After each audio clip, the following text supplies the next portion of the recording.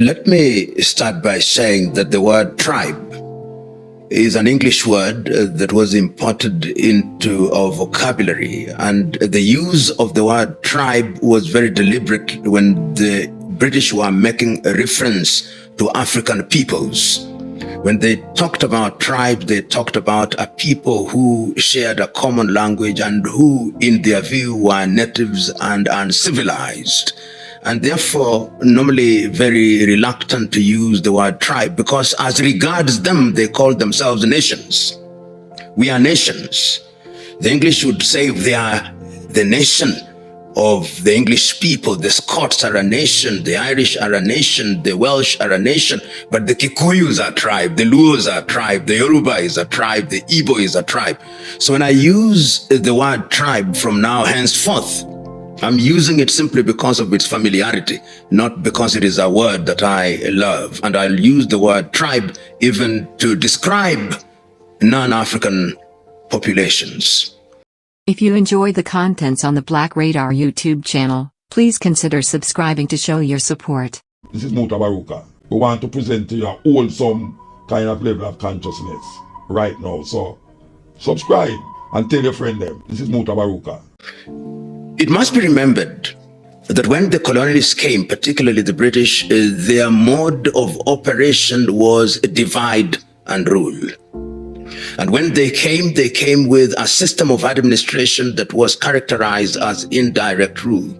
And they very quickly tried to identify the differences between and amongst the tribes and exploited them to good effect. And even within the tribes, they tried to find differences and exploited them to good effect. So they incorporated some individuals to be the chieftains. So chiefs were created, assistant chiefs were created. The Kikuyu were made to believe that the Luos were their enemies, the Kambas were their enemies, and vice versa. And in that way, they planted the seed of suspicion and discord. And when African countries and African peoples started the struggle to regain their independence, it's important to note that in many African countries, the emerging leaders from different African communities recognized that ethnic animosity was artificial and that the cultural and linguistic differences ought not to be a basis of conflict. And whether you are talking about Kenya or Uganda, you can see in the struggle for independence, people worked in solidarity without paying due regard to their tribal affiliation. The same was true in Nigeria. The same was true in Zambia. The same was true in Tanzania. The same was true in Uganda, and indeed across the continent. So that the independence movements were movements which de-emphasized ethnicity. But when we regained independence, in a number of countries, opportunistic politicians started recoiling into their ethnic cocoons and started articulating issues and giving out state largesse on the basis of ethnic affiliation. This was very evident, for example, in Kenya, when on the eve of independence, the organization of the political parties was informed fundamentally by some clear ideology, African socialism, so it was. So the Kenya African National Union was one that was nationalistic, and they talked about the things that affected Kenya as a country. But the white man very quickly came in and told the other so-called small tribes that Kanu is dominated by the Kikuyu and the Luos.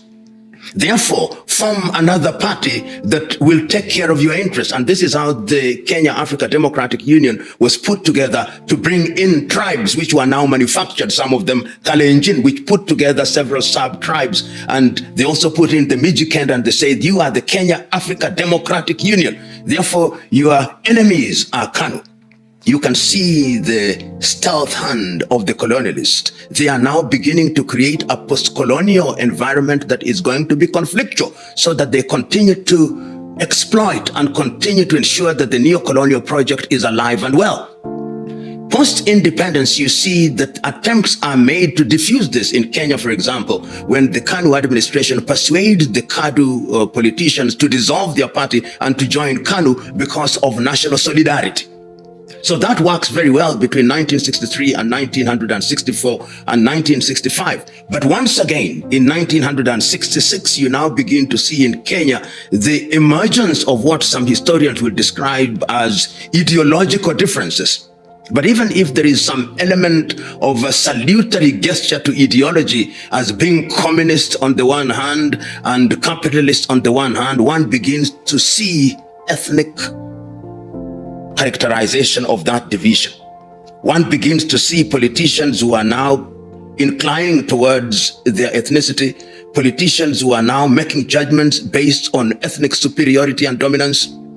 And as a Kenyan writer and former politician once rightly say, and I agree with him, that these so-called tribal kingpins are individuals who are bankrupt of ideas. And Nyerere puts it much better. He says, any politician who uses religion and ethnicity as a basis of mobilization is one who is suffering from intellectual bankruptcy and ideological bankruptcy. They therefore weaponize their people by creating artificial enemies, and they ride on the crest of tribalism and use it as a basis of mobilization and as a basis of weaponization of the people to the detriment of the entire society. And in multi-ethnic societies, what they succeed in doing is to do exactly what the colonizer used to do: divide and rule. Because the tribal elites now recruit the hoi polloi, or the common man, into their agenda merely as cannon fodder, but essentially they are using them for political gain. And that is the nature of ethnic politics wherever one travels across the continent of Africa. But it must be remembered that tribalism is not unique to Africa. Almost all European nations are founded on tribalism. And where there are multi-ethnicities in Europe, there'll always be problem. And if you ever doubted that that was true, remember the Spanish Civil War, remember the breakup of Yugoslavia, remember the collapse of the Soviet Union. All these are things that are happening because of ethnicity. And if you go to Asia, remember the division between India and Pakistan, and ultimately the creation of Bangladesh. All these are on the basis of tribalism, which when they are making reference to Europe, they call them nations. If you look at the so-called United Kingdom, there are tribal wars. Tribal wars between the English and the Scots, between the English and the Irish. If you go to Central Europe, Armenians and Azerbaijanis, one can even dare say that the war between Russia and Ukraine is a tribal war. That is the reality. So never ever imagine, for example, that tribalism is unique to the continent of Africa. It would appear, a human problem. There is a way, and that way was given to us by no other than Mwalimu Julius Kambarage Nyerere of Tanzania. During our lifetime, Nyerere became the president of a country called Tanganyika, which has over 136 different ethnicities. That country entered into a political union with another country called Zanzibar to create a country called Tanzania. If you go to Tanzania, the mode of mobilization is ideological. We are Tanzanians. It started with Ujamaa, with the Arusha Declaration in 1967, with Kiswahili language as the unifier. Tanzania is one of the few countries in the continent of Africa where somebody from one ethnic group can contest for a political seat in another area populated by another ethnic group, and he or she will be elected on the basis of their belongingness to Chama cha Mapinduzi or Chadema. Nyerere demonstrated it, and he said that what we must do is to celebrate our diversity. If you are Chaga or Amhaya or Sukuma or Luo or Mnyakyusa, celebrate your Mnyakyusa-ness or Sukuma-ness or Chaga-ness, but that should not stand in the way of your Tanzania-ness. Another person who tried to do it was Samora Moises Machel of Mozambique. And Samora said, for the new African nation to thrive and survive, the tribe must die.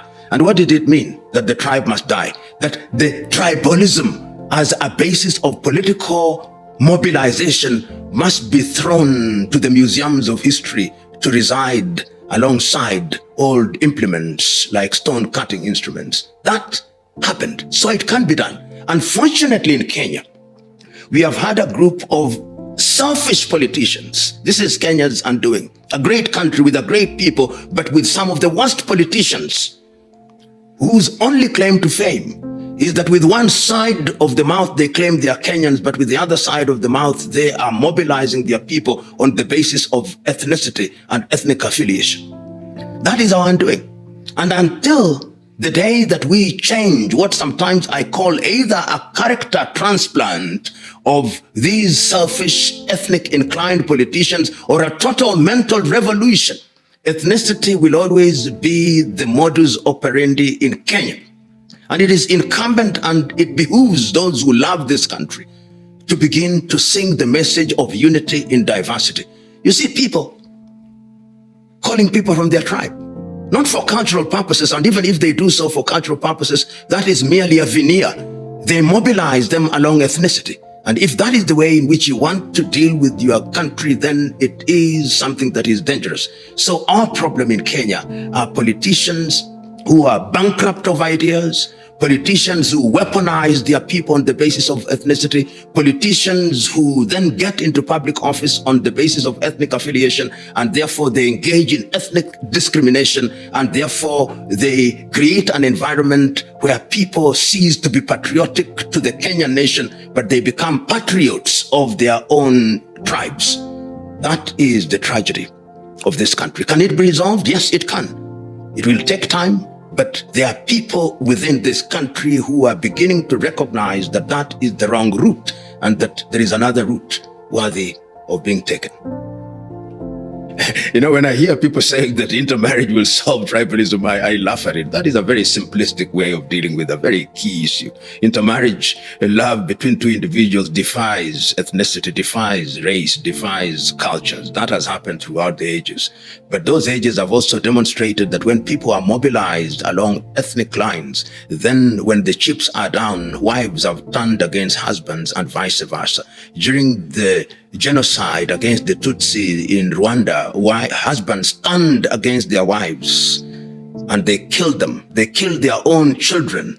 So that is not the thing. What we must do is to change our minds and change our attitudes and say with Robert Mangaliso Sobukwe that there is only one race in the world, and that is the human race. And that the God whom we worship and serve only created as diversity, as indeed he has white birds and black birds. And as I've said at a different forum, and I repeat, it takes the black and white of a piano to create symphony. If we recognize that, then we would recognize that that is nature, that is divine. But to say simply marry and then ethnicity or tribalism ends, I'm one who is a proponent of cultural celebration. I want the Ovambo in Angola and the Ovimbundu to celebrate their culture. I want the Yoruba to celebrate their culture. I want the Baganda to celebrate their culture. I want the Agekoyo to celebrate their culture. I want the Bukusu to celebrate their culture, the Igbo to celebrate their culture. But after that is celebrated, when we come to the table of the things that need to be done, then their Igbo-ness must not stand in the way of doing things that we as human beings ought to do. The word modern is one that I don't want to use. The word modern suggests that our cultures are not modern. What is happening is that in many African countries, particularly the elite, we tend to be attracted to things that are foreign, particularly Western culture. And you see these in the manner in which we dress. We see the manner in which our dark-skinned women are bleaching. It is actually now statistically proven that over 40% of African women bleach their skin. You see the manner in which our African women wear long artificial nails in order to look like Caucasians. You see the manner in which our African women wear eyelashes and eyebrows, which are thin to look like Caucasian. You see the manner in which our African women are wearing wigs, which are from Indian women and Caucasian women, or artificial and made after Caucasian and Asian women, so that we are abandoning our Negroid, God-given things. When we do that, it is because we have low self-esteem. As Carter G. Woodson once said in his book, Miseducation of the Negro, we have been so thoroughly miseducated that we must re-educate ourselves. We must conquer ourselves. In Kiswahili, they say, jishinde ushinde, conquer yourself, that you may have self-esteem.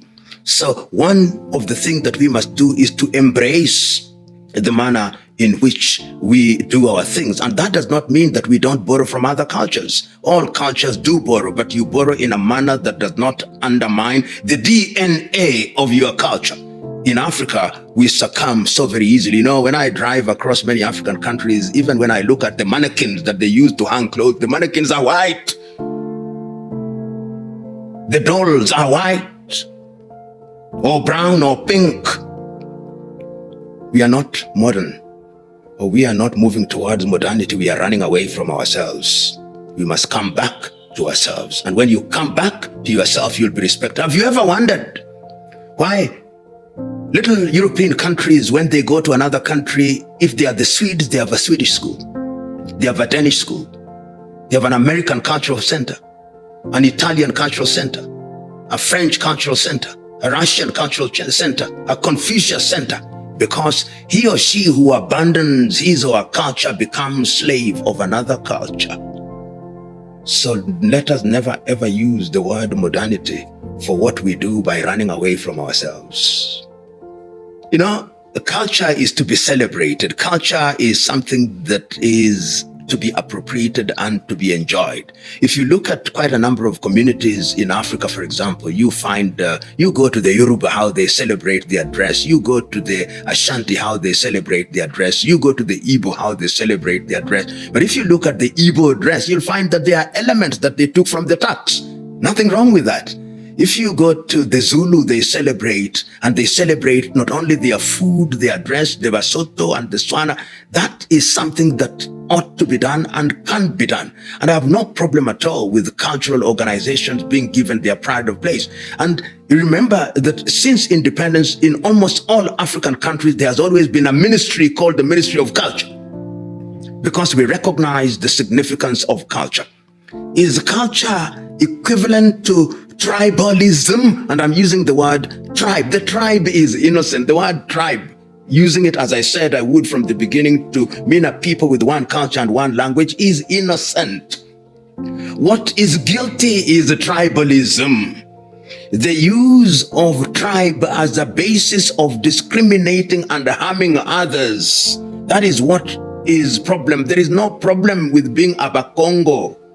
No problem at all. There is no problem with being a proud Agikoyo. Be proud. I love a proud Agikoyo. If Agikoyo is not proud, then why should I like him or love him? But I do not want his Gikoyo-ness to be the basis on which he judges the Luo negatively.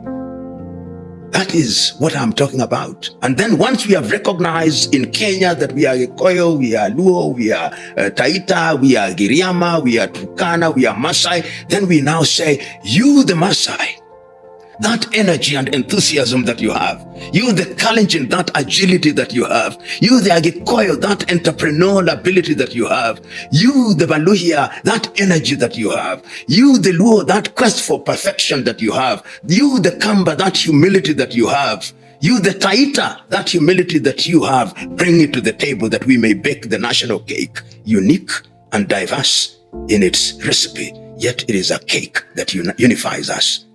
That is what we ask. And that can be replicated in any country. In Mozambique, in Tanzania, everywhere. And then we will enjoy unity in diversity. Not the unity of the graveyard, where there is apparent perfection in death. No. Even in that unity, there will be conflict, but we'll mediate those conflicts in an agreeable manner.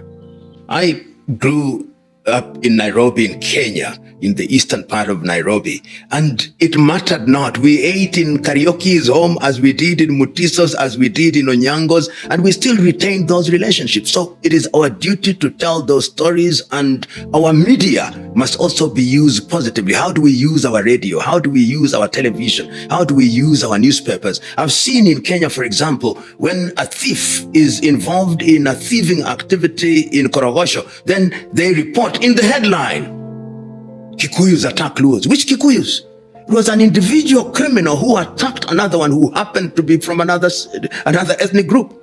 So messaging is very important.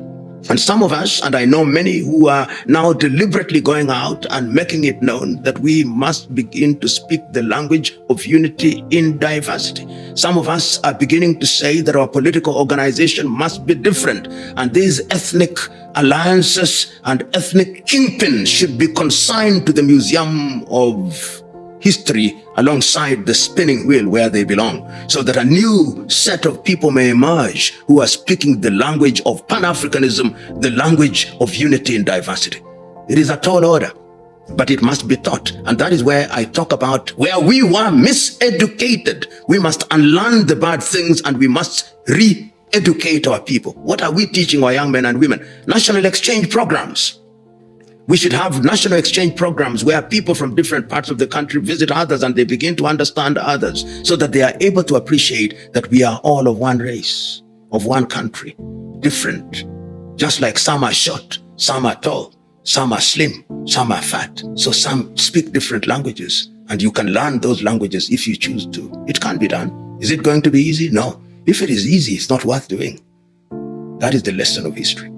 Whenever I've visited Kigali, and I visit Kigali quite often, one of the things that I do is to visit the Genocide Museum.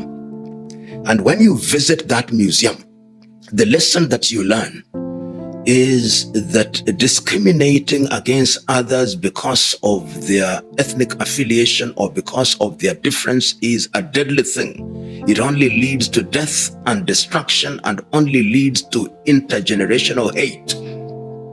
But there is something to learn from Rwanda. That lesson, that discrimination on the basis of ethnicity only leads to death and hate and destruction, which benefits none.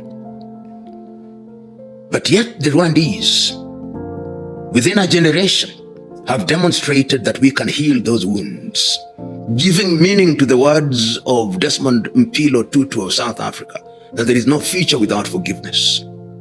So the lesson there, that even when you burn down like the ash, to the ashes like the phoenix, you can rise again. There is a saying in Kiswahili that when your neighbor's head is being shaved, put water on your own. And the lesson that African countries, particularly in countries where politicians want to mobilize people on ethnic grounds, had better be warned that the logical consequence of ethnic mobilization is death. And it is only selfish people who want to burn their country and countries that they may rule over the ashes. It is our duty to stop them. It is our duty to speak about and against them. You remember those words of Martin Niemöller during the Nazi period.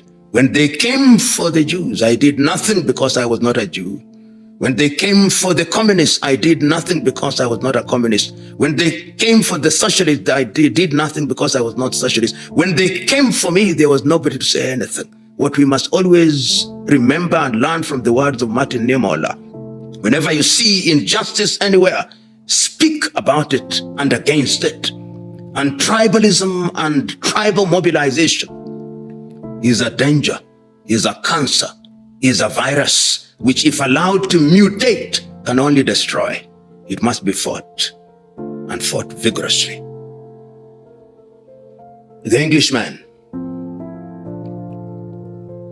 who colonized our country, the French who colonized parts of Africa, the Portuguese, the Italians, the Germans, the Belgians, the Dutch, when they had met in Berlin in 1884 and 1885, they came here on what they described as a civilizing mission. They therefore characterized our nations as tribes, a people with an unintelligible language whose cultures are primitive and ought to be civilized. That is what the word tribe meant. We have retained the word tribe in our lexicon and in our vocabulary, and because words can acquire new meaning, I'm now using the word tribe to mean the nations that comprise our mega nation called Kenya, or the state called Kenya. Within the state of Kenya, there are many nations, over 50 of them, who have made the deliberate choice to live in harmony within Kenya. If we do so, and we want to do so, what we must do is to celebrate our cultures, celebrate our diversity, but on the things that touch our nation. And what do we want as a people, all of us who are Kenyans? We want peace. We want prosperity, economically and otherwise. We want a nation where men and women are judged on the basis of the content of their character and their ability, not their ethnicity. We want good education. We want agriculture. We want good things for ourselves. And when we engage in politics, we want the politics and the political processes to midwife that process. And the midwifing of that process has nothing to do with tribe. It has everything to do with ability. It has everything to do with our humanness. If you today were to take a child born of Taita parents and take him or her to Turkana, he will be culturalized as a Turkana. That tells you that indeed tribalism, which is used by bankrupt politicians, is a dangerous thing. But tribe and nationhood is to be celebrated. Diversity, unity in diversity. The people called Kenya are an amazing people. When I travel across the continent of Africa, you'll be amazed. The energy, the industry, the efficiency that I've seen Kenyans exhibit in different sectors, in the hospitality sector, in Freetown, in Sierra Leone, in Accra, in Ghana, in Cape Town, in South Africa, in Juba, in Sudan, in Kampala, Uganda, Dar es Salaam, Tanzania, Addis Ababa, Ethiopia, in Maryland, in the United States of America. An amazing people. Industries, in the technology sector. But when they come home, the ethnic bug bites them. Whether they have gone to school or not, for some reason we begin to identify ourselves as Luos, Kikuyus, Kambas, Luhyas. We are great outside of the country, but we undermine ourselves when we come into our own country. And that is why, while Kenya should be one of the leading countries in the continent of Africa, we are punching below our weight because we have allowed ourselves in the domestic arena to be manipulated by our politicians and to be persuaded that judging your own on the basis of ethnicity and through ethnic lens is the right thing to do in our politics. We must exercise the ghost of ethnicity, and we must exercise the ghost of the dual personality and the schizophrenia that we exhibit, good outside, ethnically compromised inside. Kenya as a nation, unlike most African nations, have allowed to be marketed by others. And specifically speaking about Kenya, Kenya has allowed itself to be marketed as this exotic, romantic tourist destination. And for whom is it being marketed? It is marketed for foreigners. It's marketed for the German tourists, for the Italian tourists, for the Spanish tourists. And therefore, when you hear about Kenya, and indeed any other African countries, what do you hear about? The big five. You hear about elephants, you hear about rhinos, you hear about lions, you hear about buffaloes, you hear about giraffes, and then you hear about the tall and elegant Maasai who are wearing shukas. That is the jaundiced understanding that has been created by Eurocentric anthropologists and marketers who paint the wrong picture about what Africa is. That is, and what Kenya is, and that is not even 0.001% of what Kenya is. In order to understand Kenya and any other country, you've got to come and live amongst our people who are diverse and who have a rich culture, and you'll be able to understand and appreciate the old English saying that you must eat the pudding in order to understand and appreciate what it is. And that is why we keep on saying, if you don't write your story, it will be written by others and told by others in the manner that they desire. As long as the lions don't have their historians, it is the exploits of the hunter that will be talked about, not the bravery of the lion. We must change the narrative. The informative information presented in this video is motivational and is positively aimed at inspiring, educating and entertaining the viewers with the cutting edge of critical reasoning. If you enjoy the contents on the Black Radar YouTube channel, please consider subscribing to show your support. This is the cutting edge. Lyrics like a bazooka. Long time we are preach. Long time we are teach. Sidewalk University. No indoctrination, education. 3 decades. Long time. The cutting edge. Politics. Religion. All sorts of things. Education. Redemption. Art. Soul. Brain food. The cutting edge. Subscribe and tell your friend them. This is Muta Baruka.